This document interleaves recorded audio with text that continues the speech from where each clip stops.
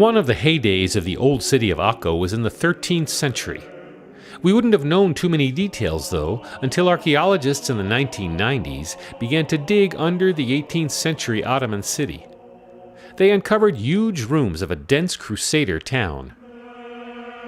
The Third Crusade, led by Richard the Lionheart, came to the Holy Land to try to conquer Jerusalem back from Saladin. During all the 13th century, they couldn't conquer Jerusalem, and then Acre became the capital of the whole Crusader kingdom.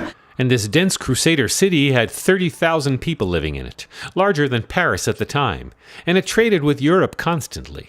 We found some documents showing that every day we're anchoring around 70 boats in our port. From here they took all kinds of spices, sugar, cotton to Europe. Two areas have been completely excavated. The refectory, a large dining hall, has arched ceilings held up by huge columns. And the Knights' Hall, a series of rooms, may have been a hospital. There are many more areas yet to be discovered.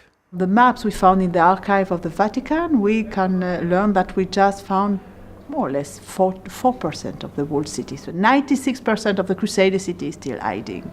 Ahmad al-Jazar, or Ahmad the Butcher, was the Ottoman Sultan who decided in the late 18th century to build on top of the Crusader city. Ahmad the Butcher is the one who actually found the destroyed Crusader city. Since he was a Muslim, he didn't want to use these halls, and he preferred to cover them up and to build his own city on the top. Ahmad was tough, and he stopped that famous French general from conquering Akko.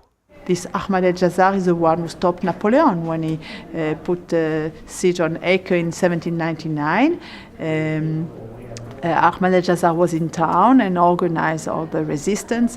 And after 2 months, Napoleon had to leave the place empty-handed. Many buildings of al-Jazar's time remain in Akko's old city today, including his mosque.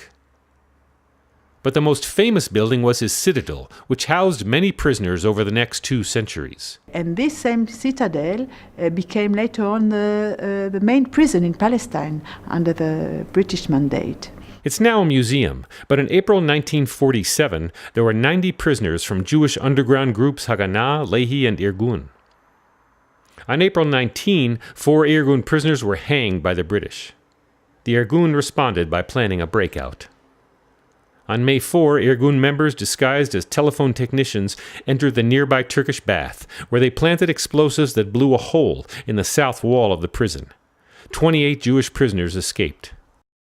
There are many plans to continue developing the sites of Akko's old city. The refectory will host a Crusader period restaurant. A new museum is being prepared. And with only a single hotel, the old city will soon welcome a new luxury hotel.